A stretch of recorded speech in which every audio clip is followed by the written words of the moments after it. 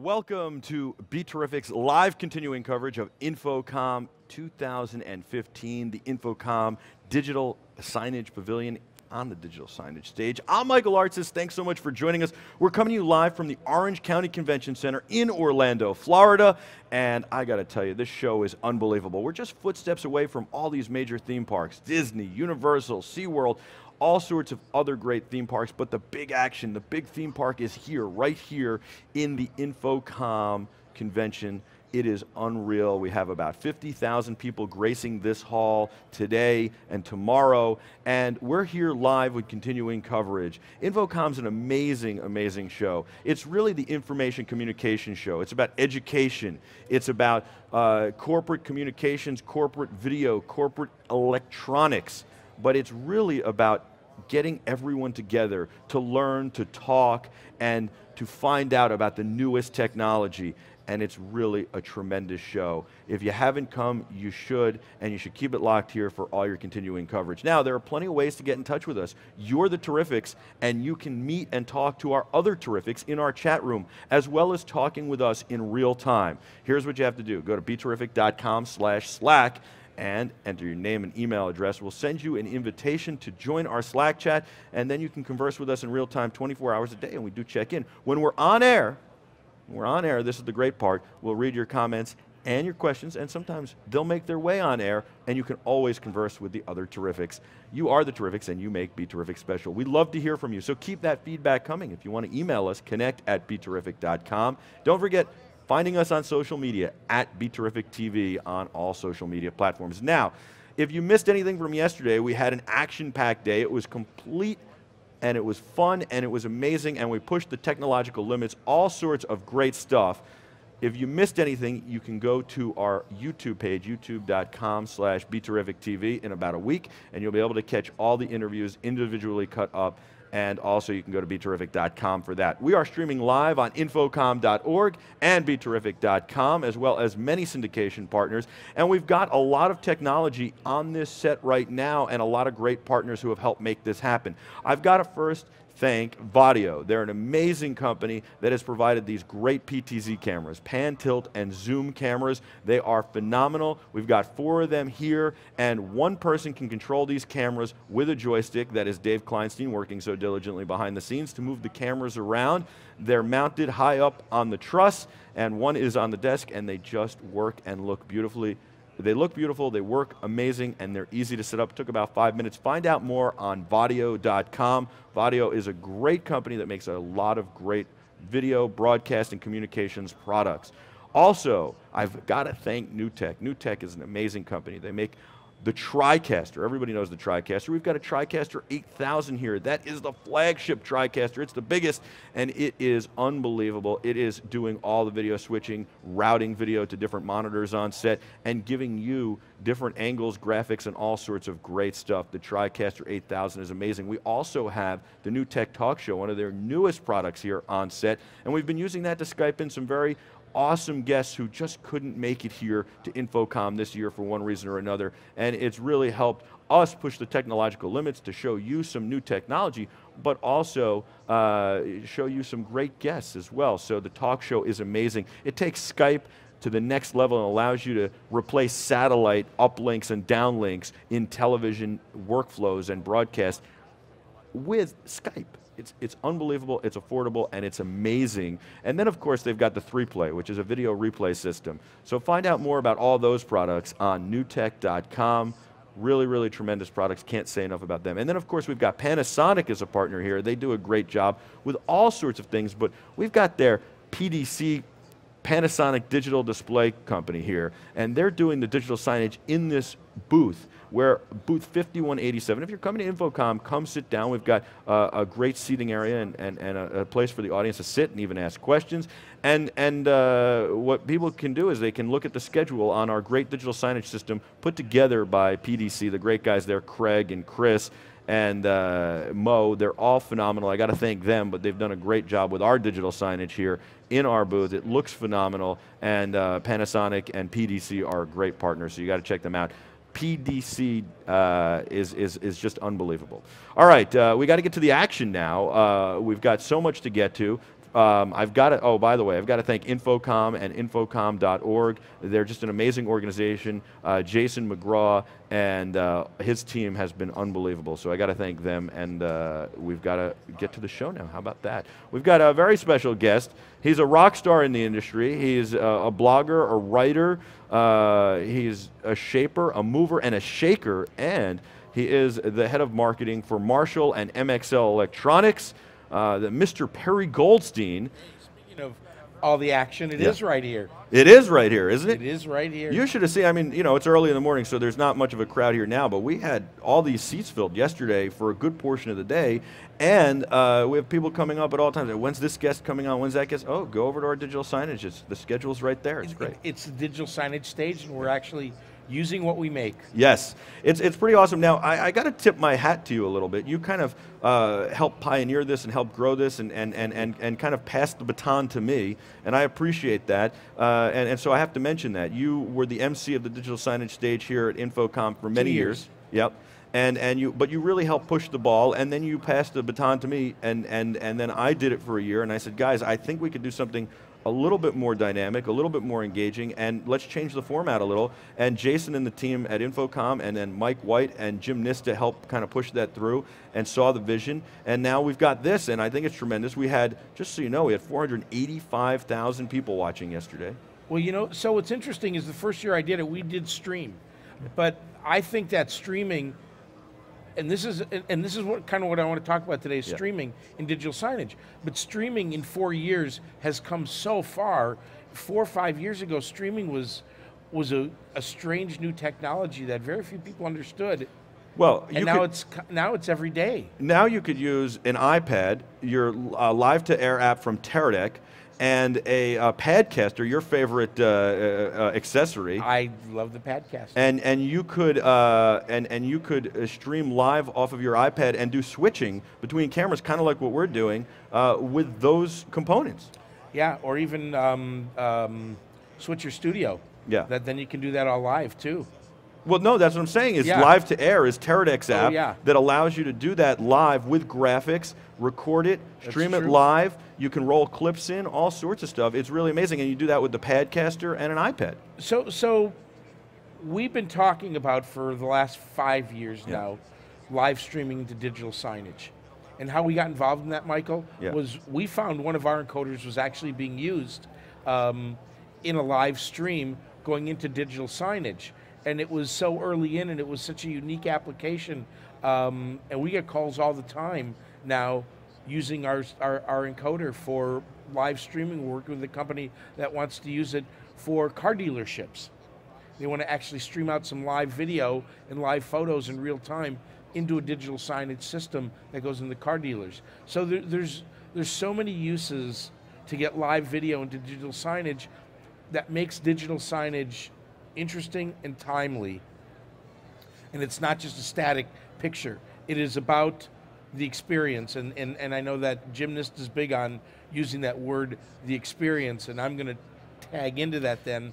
So talk about the experience. Sean from the Extender, he's in our Slack chat, and he wants to know how you can stream to digital signage using a video encoder, and how you can make that work with streaming your digital signage, but also video. How does that work?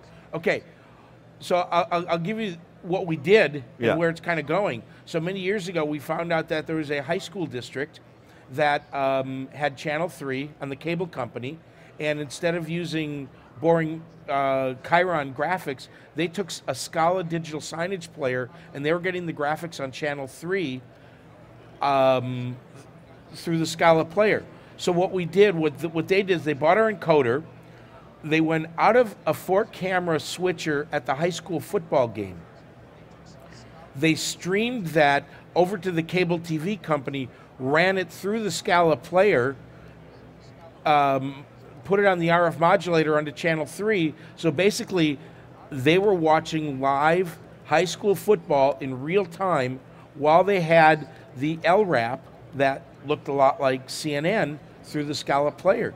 That was way ahead of its time. And now Fox Sports West is streaming the big high school football games in Southern California where I live, and adding digital signage to it. There's local pizza shops that are taking that feed, putting their own signage into there. So there's a lot of ways you can get live video into there now. So I like this. So you can stream your feed up to a CDN and then have the CDN distribute it, and you don't need encoders or decoders to distribute that, because you can just hook a computer up or a Chromebox and put that feed up on your monitor. That's exactly right. And then you run it in through a digital signage system. So another way that it's being used that we were involved in is there was a company that wanted to have a Monday morning presentation from their CEO. Every Monday, everybody got together in their various lunchrooms, and they had digital signage in the lunchrooms. So they streamed his message every Monday morning into the lunchrooms. All the employees gathered in the lunchrooms, and then they had additional messaging on the digital signage system around his picture, which was an inset. So whether it's done in a commercial application or a corporate application or education application, imagine if you're a university and you're trying to get some message out to everybody in real time live through your digital signage player. That's what you would do. So, and a lot of these digital signage players, though, are doing this directly, though. You don't necessarily need the encoder part of it, but you can add the encoder part of it, or if you have an older legacy digital signage platform. Because a lot of the boxes or a lot of digital signage are encoding, and they're sending to the cloud, sometimes their own proprietary cloud, but sometimes whatever CDN you pick. Well, yeah, it all depends on where you want to stream from. Right. You may not have a digital signage player located at the football field. So that's where you would use an encoder, per se. Right. Well, yeah. What I'm saying is that you could also take the digital signage player on one end and stream it to. But yeah, you might not have a receiver. Basically, I got it. Right. Yeah, and you got to have. So this but this is interesting too, because if you do it, you can have anybody really with any kind of internet connection and any kind of smart device can receive this signal. Yes. Yeah. And it makes digital signage so interesting. Is there a way to make that live speaker? Is there a way to make that interactive with some of these touchscreen devices? Yeah, you could. I think that once you start getting into that, remember, a digital signage system is usually a pretty large enterprise system, and somebody's got to kind of be manning that two-way communication. And I think digital signage tends to be more of a one-way medium, where the sign's telling the people something, and it's, for lack of a better word, it's not interested in hearing back from them. It just wants to give the message. Well, but a lot of times now it is becoming, I mean, a lot of times now, and we talked about this yesterday a lot with Jim and of course with Alan Braun, about how it is becoming, and with NEC, with Richard Ventura, about how it is becoming an engaging experience where you are touching the screens, you are interacting, and it's getting further than that. You're using RFID and all sorts of different devices to communicate. Now, I like what Jim Nist is talking about with Beacon is maybe sending it to your phone is sending you a push notification is a little bit annoying, so or a little creepy. So what he is developed is a way for and sees the future as it talks to your phone, knows who you are, identifies you, and then gives you digital signage or advertising based on who you are, specific to who you are, based on this technology. I thought that was very interesting, but the touchscreen and the engagement is a big part of it in the future. Sure, I think when you're expecting somebody to answer on the other side, that means somebody actually has to be manning the system to read the question and give the answer. And it would work depending on where you are. Right.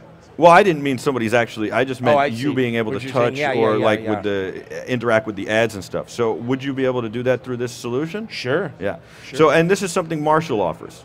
Well, it's our encoder. We're a hardware company. We do the encoder, and so we're just part of that system. What's interesting about INFOCOMM, which kind of relates to this whole conversation, is so much of what you see at INFOCOMM is never actually seen by the public. Right. It's in the equipment closet. So most of what we do is in the equipment closet. The encoder sits in the closet someplace. That is very interesting. You've been in the business a really long time. A really long time. And from every aspect of the business, consumer electronics, professional electronics, talk about where you see the industry going, especially with digital signage, because you've been involved with digital signage for a long time now. Talk about where you see this industry going. Well, interestingly enough, when I got started with digital signage, I didn't know it was digital signage. We called it a TV, VCR, and an end cap. And that's where it started, and I know that's where Alan Braun started with it as well. and it is becoming, everything we're doing is becoming more and more personalized. A number of years ago, I heard a speaker who was the man who created Washington, D.C. 2040 or whatever it was in the movie The Minority Report. You remember that scene where Tom Cruise is walking through the airport and all the signs are calling out his name? Sure, we talked about it 10 times in the last 2 days. Yes, I mean, that's because that is kind of what I'd call the Holy Grail. I think that does get to be a little bit too much on what Jim referred to as the creepy factor, but it is very personalized. Right. Well, so Jim was saying yesterday, and I kind of did, like, I think it would be okay. He was saying that, you know, if it says, you know, hey Perry, your running shoes are getting old, why don't you go to Nike and get a new pair of running shoes? He was saying that's a little creepy. To me, I actually like that when it says, hey, it reminds you that maybe it's time to get a new pair of sneakers, and maybe if it's based on the watch and knows how long you've been running or how much you've been running, I kind of actually like that, and I like that personalized thing. So it's going to be interesting to see how that plays out, but I do think we are going that way, and as to Jim's point, where he's going, you know, where he's working on, where the signs actually talk to your phone and then give you the information based on what it thinks you'll like, and I like that as well. Well, so the other conversation we're having, which could kind of be tied into digital signage, we're trying to all get our minds around this, but I guess imagine that if all of your food items have RFIDs, your refrigerator is reading an inventory, you're good at the grocery store, you pull up the inventory in the refrigerator, you realize there's no milk in the refrigerator, that's out, you know to get it, and then you're in the milk aisle and the system realizes, hey, Perry's out of milk, Perry, go get the Altadena milk. So it could go that far. Did you know you're out of milk in your refrigerator? We don't know where it's all going to go. And there's two things for sure that I know about the industry. A, what we can create is not necessarily what the market wants. So the market will dictate which of these features we're going to accept. Right. And just because we can doesn't mean we will or do. So I think that what happens here is we look at all of this stuff, we put it out there for the market, and the market says, I don't want you calling out my name while I walk through the grocery store. Right. I don't want everybody to hear my name over the PA system. Right. No, I get it. I get it. Yeah. But I don't mind you calling my name out on my phone. Right. We've got to, well, yeah, it's interesting. We've got to run because we've got to get moving on, and I know you've got to get going. But I want to ask you one thing real quick. I know that content creation is a big part of this, and I know that MXL is a big part of content creation with its line of mobile media microphones and regular microphones, and because good audio is really important to the process. And you talk about, you know, making stuff efficient and affordable because you got to create new content all the time. So that's where the iPad and the Padcaster come in, and I know you're big into that whole movement and everything. Talk about your solutions that work with the Padcaster and all of that. Well, you know, so when I got to MXL, we're primarily studio condenser microphones. And I kept saying, you know, I really want to get into products that go into the phone, but I couldn't picture it until all of a sudden we found everybody using their phone for live video. But the phone only has so much potential with audio, so that's when we started doing a whole line of microphones. Handheld lavalier, we got our little mixer coming out, so you can have 4 people do an interview on the fly, battery powered. So it's really about improving the audio experience in mobile content creation.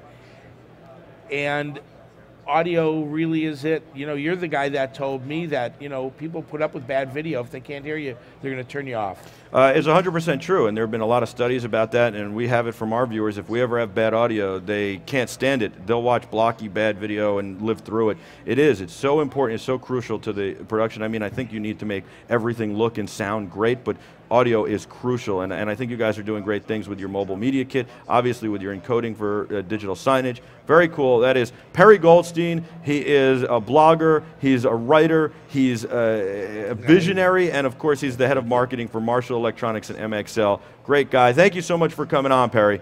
Thanks, Michael. All right, I'm Michael Artsis. We'll be back with a whole lot more right after this, live from the INFOCOMM digital signage stage in the INFOCOMM Digital Signage Pavilion at INFOCOMM 2015. Stay with us.